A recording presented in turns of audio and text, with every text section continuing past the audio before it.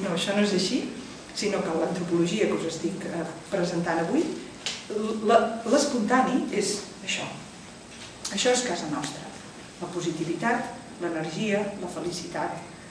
I només ens experimentem com si estéssim en aquest altre pol perquè tenim bloquejos que ens impedeixen l'accés a aquest nucli, que és aquest nucli on viu aquest espai obert. I aquest espai no definit prèviament, sinó com a espai de trobada on pot ocórrer allò que és inèdit.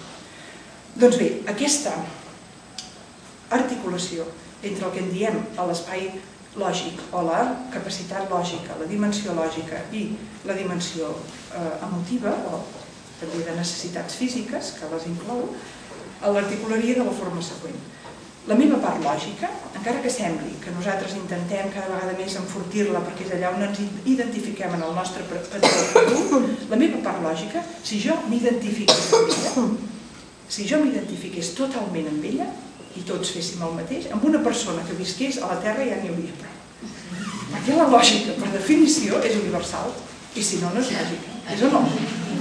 Clar, a vegades sentim aquella expressió que diu és que això és la meva lògica. Si tu sents algú que diu això, penses, això és el teu caprici, no la teva lògica, perquè si fos lògic jo també ho entendria, perquè la lògica és per definició universal. Allò que ens dona la nostra individualitat, allò que ens dona la nostra caràcter de ser peça única en el món, és precisament la nostra biografia, que inclou la nostra emotivitat i la manera com aquesta s'ha anat constituint al llarg dels anys de la nostra vivència.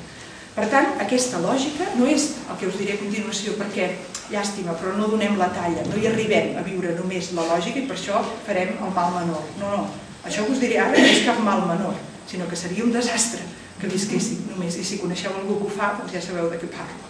Una persona que estigui tan identificada amb la lògica que no és precisament el millor company o companya de camí.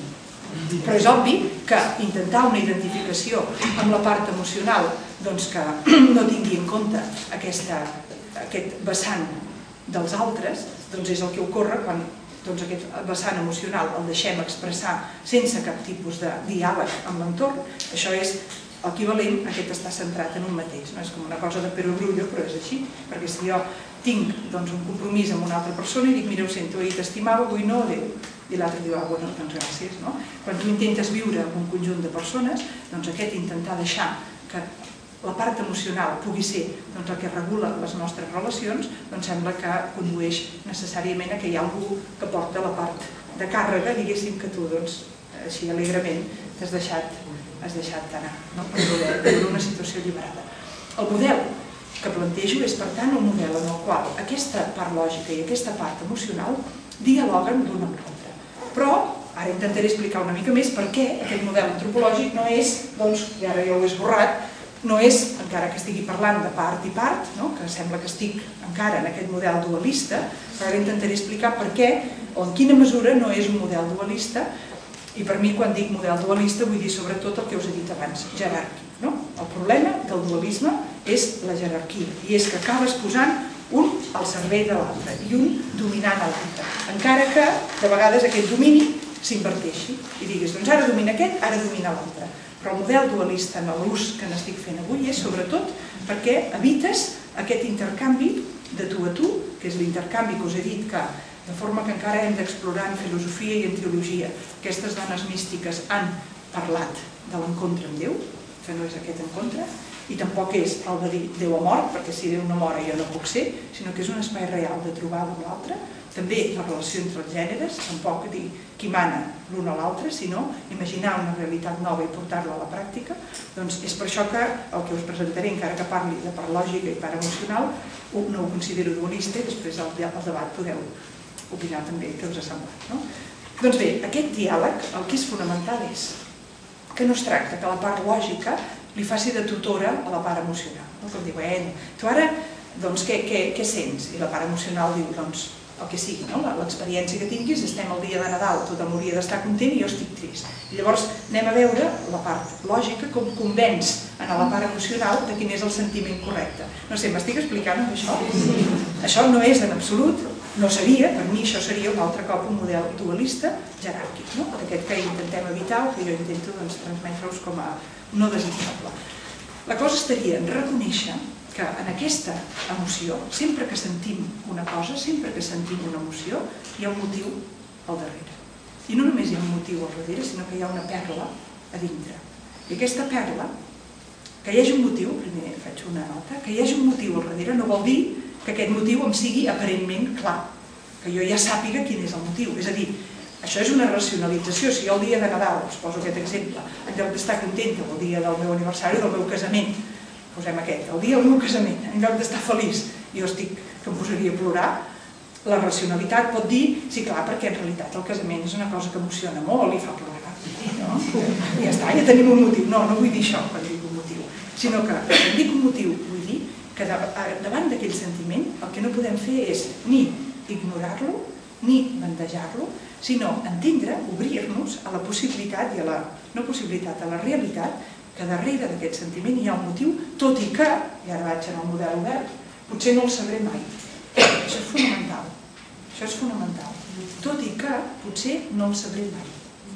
Per què tinc en aquest moment, davant d'aquesta persona, en aquesta situació? Per què tinc aquest sentiment? Això sol, poder acollir, poder anar exercitant la capacitat d'acollir en mi i en els altres sentiments, estats emocionals, sense racionalitzar-los, això ja ens parla d'haver accedit, en més o menys mesura, a aquest nivell. Això sol. Això no vol dir que jo hauré de prendre una decisió i veurem quina prengui i amb quines coordenades ho faig. Però el que és molt important, jo, a la part del Lacan, no us he explicat una cosa que és... A veure, referir aquí... Ara puc borrar això, oi? Sí. Potser hi ha algú aquí que conegui una mica els estudis lacanians o... Sí? Ja ho diu. Bueno, només una persona o... D'acord, doncs aquí, en la part aquesta, també seguim aquest autor, el de Lacanian Subject. Us faré una mica ràpid, perquè si no això que diré ara potser no s'acabaria d'entendre. Unes coses que semblen matemàtiques, però que Lacan sabeu fer servir matemes per expressar algun dels seus conceptes. Doncs ara us escric 3 columnes. Es veu això? La primera és una A majúscula i a sota té una S barrada. La segona és una A minúscula i a sota té la mateixa S barrada, que ara ja sabeu què vol dir en lacanià, no? Era aquest subjecte que no s'abasta a si mateix en el sentit de controlar la seva autenticitat, de limitar-la. I la tercera és la S barrada a sobre de la A minúscula, que és la mateixa que aquí.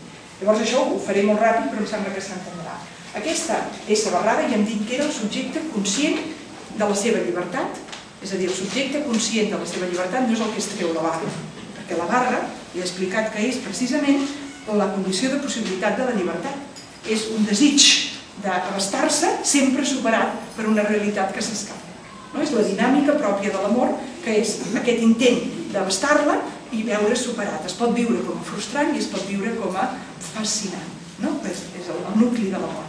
Per tant, aquesta barra no desapareixerà, sinó que a la tercera columna, que és la columna pròpiament de la plenitud del subjecte, el que passarà és que la S barrada passarà a sobre, mentre que en les 2 primeres columnes està sota de la seva, ja veurem de què. Aquesta llibertat, que sabeu també per aquest autor tan conegut, Erich Fromm, el por a la llibertat, aquesta llibertat quan la formulem en una classe i tothom estem d'acord, és una cosa fascinant. A la vida real ja no és tan fascinant, perquè de veritat ens domina aquesta por, aquest desig de delimitar quan les coses se'ns escapen d'allò que és el nostre esquema mental. És una benedicció que se'ns escapin de l'esquema mental. Podeu imaginar que tot quadrés amb l'esquema mental? Això, no sé si és el Fahrenheit aquell, el món de quina mena de món feliç del Huxley, però seria, evidentment, una cosa molt poc satisfactòria. Però, tot i que això ho sabem a nivell intel·lectual, quan a tu la realitat se t'escapa del control mental, doncs normalment no t'ho prens gaire bé. Per això la barra, Doncs bé, aquesta experiència frustrant, que és la mateixa que és fascinant i que no es pot separar, com que és frustrant, intentem en un primer moment, i això podria fer que no ho faré perquè no hi ha temps, la descripció de l'evolució des del naixement de la subjectivitat, com comencem en relació a les figures materna i paterna, però ara jo passo en el món adult. De vegades aquesta por a la llibertat, aquesta frustració, la intentem resoldre remetent-nos a una autoritat externa. I això és l'A, d'acord? Per tant, la primera columna és la de l'heteronomia.